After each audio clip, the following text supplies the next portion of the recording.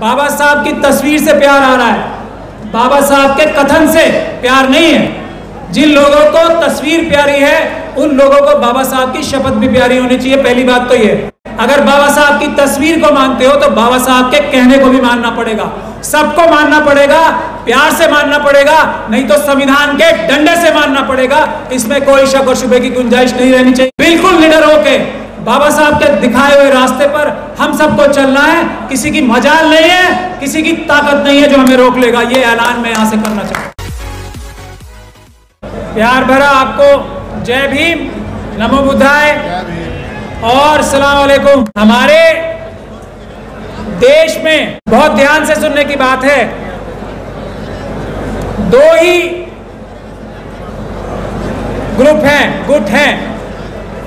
एक है मनुवाद और एक है अंबेडकरवाद। ये बहुत ध्यान से सुनने की बात है। मनुवाद एक ऐसा राज चाहता है, एक ऐसा निजाम चाहता है जो मनुस्मृति के द्वारा लागू किया जा सके। अंबेडकरवाद एक ऐसा निजाम चाहता है जो भारत के संविधान से लागू किया जा सके और जिसे सारे विश्व के जितने भी बड़े बड़े धर्म मान्यताएं हैं सब मानती हैं। जो दो बड़े बड़े प्रिंसिपल्स हैं, एक समानता यानी कि बराबरी और दूसरी इंसाफ।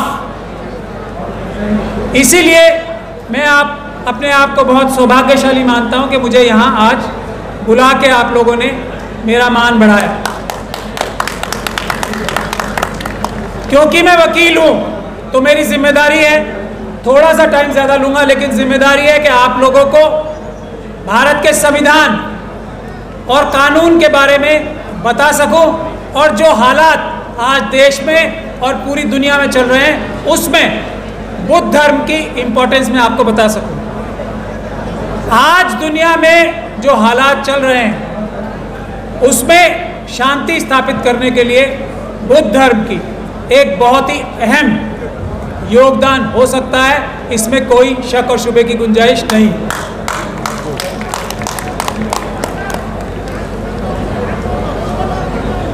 बुद्ध धर्म मनुवाद के खिलाफ जैनिज्म के बाद सबसे बड़ा आंदोलन था और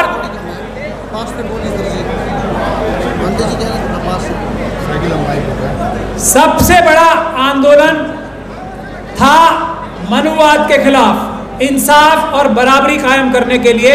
उसके बाद ही क्रिश्चियनिटी आई, उसके बाद ही इस्लाम आया, उसके बाद ही लिंगायत धर्म आया, उसके बाद ही सिखिज्म आया और दूसरे दुनिया के धर्म आए।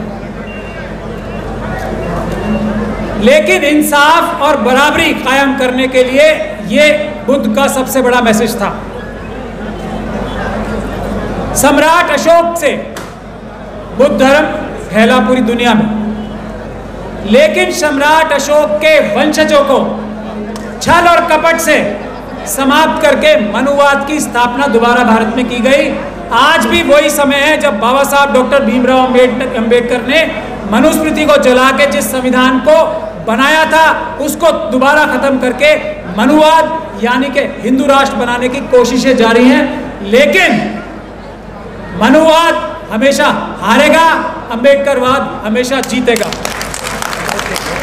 क्योंकि अब देखिए दो सेनाएं हैं, एक तरफ है छल कपट और ताकत और इच्छा के सबका हक मारकर कुछ लोगों मुट्ठी भर लोगों के हाथ में कर दिया जाए।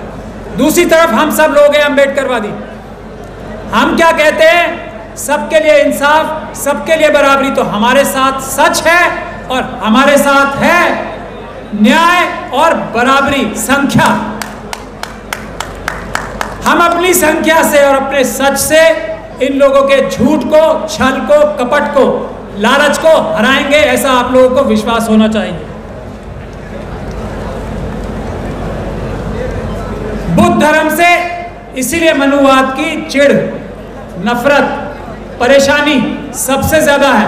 आप लोगों को मुझसे ज्यादा ये मालूम होगा कि लाखों लाखों बुद्ध विहार देश में कब्जा कर लिए गए हैं, उनको तोड़कर अलग अलग संस्थान बनाए गए हैं। उन सबको वापस लेने की मुहिम, भंते जी आपके माध्यम से मैं ये कहना चाहता हूं कि आज आपने जो ये समागम किया है, ये शपथ लें और हम सब वकील पूरी ताकत से आपके इस काम में साथ हैं कि लाखों लाख बुद्ध विहार जो गायब कर दिए गए हैं उसको वापस लेने की मुहिम भी आज ही इस सभा से छेड़ी जानी चाहिए, ऐसा मैं निवेदन करना चाहता हूं।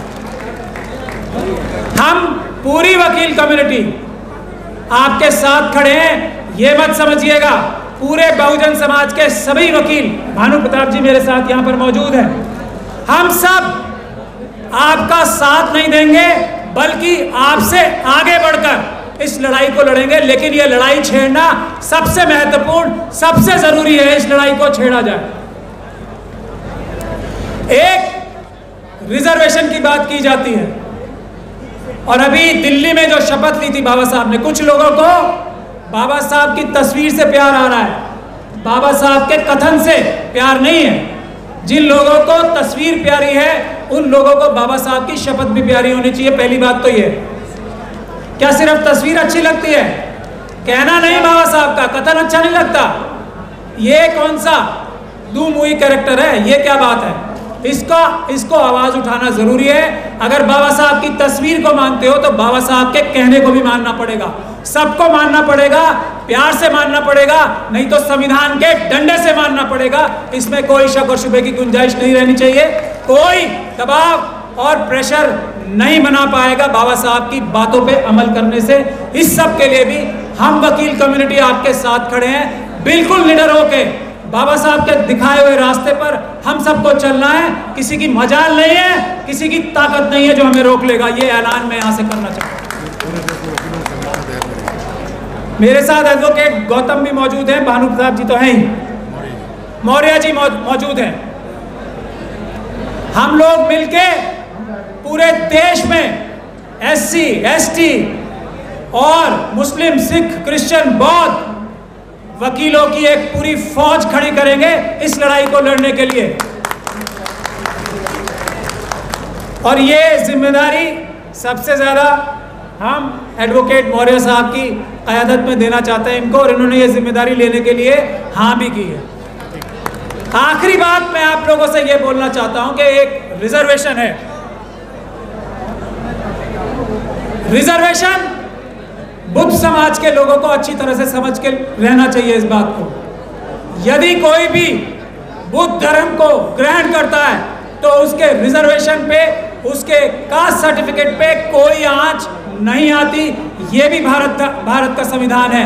इसलिए भी मनुवादी आपसे और बुद्ध धर्म से सबसे ज्यादा डरते हैं कि एक तरफ तो ये कहा जाता है ना कि अगर आप किसी और धर्म में जाओगे तो आपकी रिजर्वेशन छीन ली जाएगी, लेकिन बुद्ध धर्म के इख्तियार करने पर, बुद्ध धर्म को ग्रहण करने पर, बुद्ध धर्म की दीक्षा लेने पर रिजर्वेशन कहीं नहीं जाना चाहती, रिजर्वेशन मौजूद रहती है। तो जिसका मन बुद्ध धर्म की तरफ है खुल के सामने आए और बुद्ध धर्म की दीक्षा ले। इससे फायदा ही फायदा है, नुकसान कोई नहीं है। रिजर्वेशन बिल्कुल उस पर आंच नहीं आता। और अंत में किसी की देश में मजाल नहीं है कि वो किसी को कोई भी धर्म पालन करने से रोक ले। ये भी आप लोगों को पता होना चाहिए। ये भारत का संविधान है। यदि कोई अपना स्वयं का अकेला आदमी भी धर्म बनाता है तो उसको रोक नहीं सकता कोई कानून ऐसा नहीं है। अपना धर्म बना के उसका प्रचार तक कर सकता है। और बुद्ध धर्म तो कितने कितने देशों में है, भारत से उसकी उत्पत्ति हुई है और कितने देशों में फैल गया है। यहाँ बुद्ध धर्म के खिलाफ एक बड़ी साजिश हुई सम्राट अशोक के वंशजों के टाइम पे, उसको वापस करने की जिम्मेदारी आप सबकी और अम्बेडकरवादियों की है, संविधान के मानने वालों की, सभी ये बड़ी जिम्मेदारी है। तो मैं आप लोगों से अंत में यही गुजारिश करना चाहता हूँ कि बिना किसी डर के, बिना किसी शंका के, जिसके मन में भी बुद्ध है वो सामने आए इंसाफ, बराबरी और भारत के संविधान की रक्षा के लिए और उसको आगे बढ़ाने के लिए काम करे। कोई आपके रास्ते में आएगा तो वकीलों की फौज आपके साथ खड़ी है, तैयार है। आप लोग बिल्कुल भी पीछे कदम नहीं हटाओगे, आगे और आगे बढ़ेंगे। जय भीम।